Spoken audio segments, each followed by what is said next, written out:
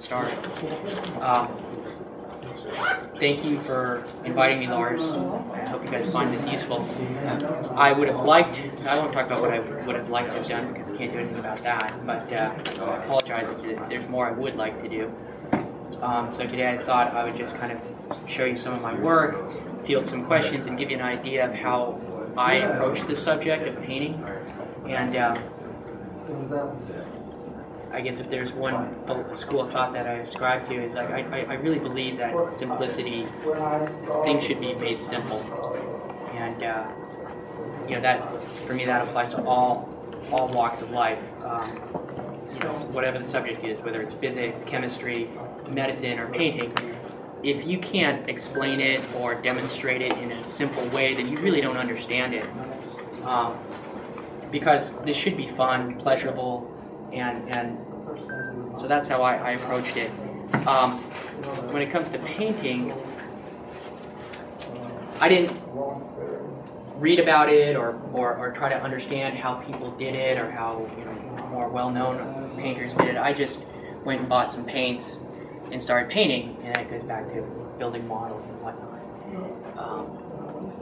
So I don't, when I picked something to paint, and I just brought this figure in. This is a Russian hussar from the Napoleonic period. So I just thought I like the subject matter for starters. But what I do to begin with is I try to study the figure, handle it. I don't wash it, I don't scrub it, I don't even prime it. I just take it out of the box, try to clean off the flash. And I had tried priming things in the past, and what I found that is after priming it, you often see a lot of the defects, right? So then you go back and clean them up. But when you clean them up, you're chipping off or you're taking off some of that primer, so now you have a bit of a defect. So how do you fill that in? Do you prime it again? Yeah. This is becoming excessive. Okay? I want to paint. I don't want to build, and I don't want to perseverate over these flaws. So what I do is I just try to assemble as much of it as I can. I don't mount it on anything because I'm holding it because I get a better feel for it. And you'll see what I'm getting at. And then I study the figure under a light real quick to see if I notice any obvious defects, flash lines and what have you. And they're pretty visible immediately, and then you can take your file or your sandpaper and file it down. And you're not, you don't have to reprime it. And if you have any concern as to whether or not it was an adequate cleanup, you have your paint that'll tell you that.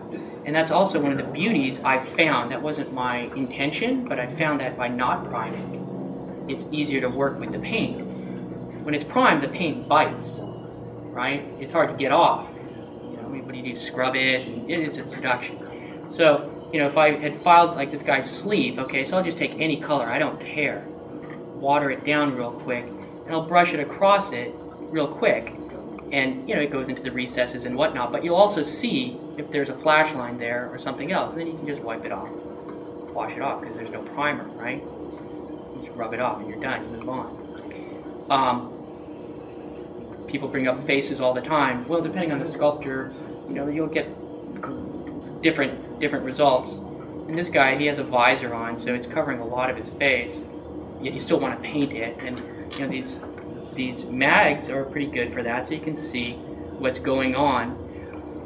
And it'll also help guide how you're going to paint it. And again, if you're not sure what's going on with the details, you can add a little wash there, gently, and you'll see, it goes into the recesses of the facial features, and you can see, oh God, that eye is completely, it's not even cast properly, or whatever. There's a flash line, or it's lopsided.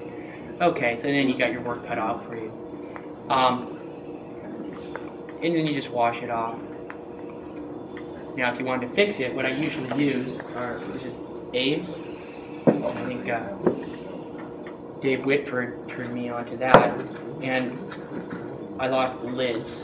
But yeah, so I don't know. It's a couple years old. It looks pretty ugly. But you just take this. I'm showing you exactly how I would be doing this at home. There's nothing I'm doing differently for you guys here. I just take a little pinch here. If I can't get it out, I don't have my knife. I'll take a pinch, and it's just roughly 50-50 or what have you, and I just roll it up. And it some people wait a few minutes for it to start curing. You can do that, I suppose. Yeah, wait a minute or two on rolling it around. And then I put a little on my fingertip, on my thumbnail actually, and I didn't bring my sculpting tool, but I'll take a little flake off and I'll apply it with the sculpting tool to wherever that defect is. Okay? And then you can smooth it over with the sculpting tool. The sculpting tool is just a silicone tipped, it's not really a brush, it's just a silicone tipped tool. It looks like a paintbrush and it just has a hard tip. So you can just scrape a piece off, apply it to that, the crease in the sleeve, let's say, where the two pieces aren't abutting so well, and you still see that small gap or whatnot. And you just apply a little of the Aves right there on it. I'd be doing this with my sculpting tool.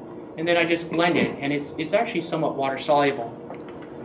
So, you know, after you do that, you're pretty much ready to paint. And can you paint that before it dries? Have you tried that? yeah, I have. I usually don't, because there are other places I can paint. Yeah. And then as far as approaching the paint, you know, So you never do a primer though, even after you've done that part of it. Yeah. You never do a primer. And you don't. I have. I have, and I just found it just. I don't have a lot of time, and you know, I've done it, and I have to wait, and then even sometimes when it's primed and I start painting, depending on the primer I've used, it might even lift off if I didn't put a thick enough coat on. There's like polyester primer. Same with plastic and stuff. You don't prime it. No, the resin doesn't seem to need it. At least the resin that I painted. Sorry, someone else was gonna. Yeah, in your hand, and you're not. This is kind of amazing in a way. And you're actually handling the figure itself as you're painting it. Yeah. And you're not on an unprimed figure. You're not rubbing off the paint. Well, I'm not I don't touch the area that I painted. So I'm holding. So I typically start from the top down. I just like starting with the face and the head. So I start from the top down. Once I get down, let's say, I don't know, then at some point I'll probably have to mount it. Oh, okay. Right? Right. Okay. Or not, or I'll just hold, I won't paint the top, I usually paint the helmet or the top of the hat last, and I paint the shoes last. So I'm usually holding it like that. Wow. Most of the time. And I usually paint the front before I paint the back. You pin the feet? Actually before I start handling it, I do drill. Right. Okay. Having done it before and realized, oops, I probably should have done that. Just years of training, right? I'll make sure that it's drilled and pinned, but I won't put it in the block. Sometimes I will if it's just easier to handle, but I'll still hold the top of the head. I never hold it like this in paint. I find that very difficult. You're just that much further from the figure if it's already mounted. And for me, that's to achieve the effects I try to achieve. I really need to have the figure closer to the brush.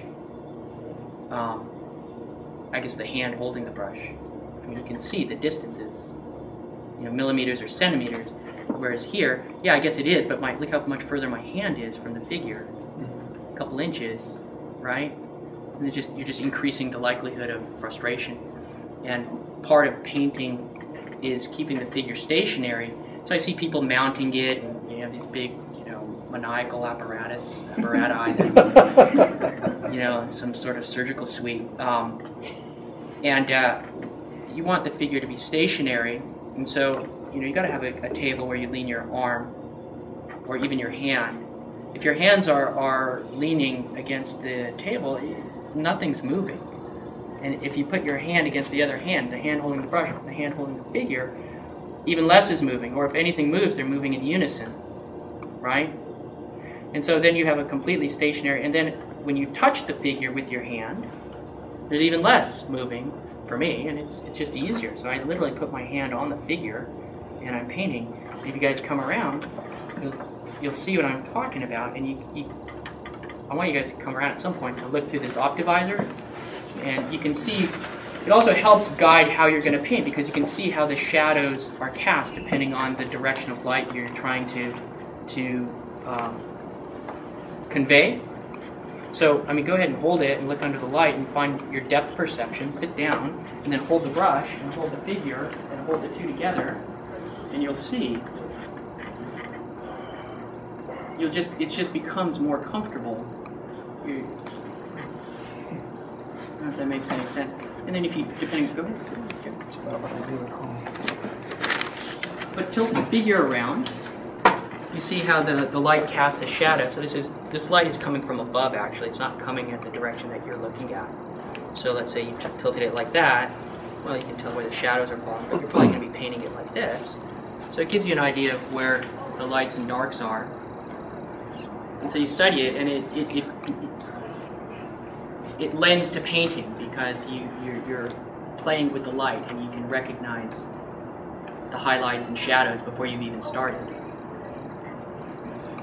But Mike, never a paint adhesion problem with no primer. Occasionally, if the coat is too thin or too thick, it might peel off the previous coat. But once there is a coat on, it almost never comes off. I mean, if you really if you have too much water in your brush, if it's too loaded, I guess, it will dilute that paint and it will peel it off. I mean, I'll show you how. It's amazing. It flies so in the face of conventional wisdom that that's why I think you're getting a lot of incredulous. What? No primer? But obviously it works. I mean, obviously the results speak. Do you use liquid to thin your acrylic? Again, just paint. Just paint and water. This water happens to be special water. It's from the bathroom at La Quinta. The sink, let's say. Let's say the sink. Let's find that. La Palma water. It's the finest.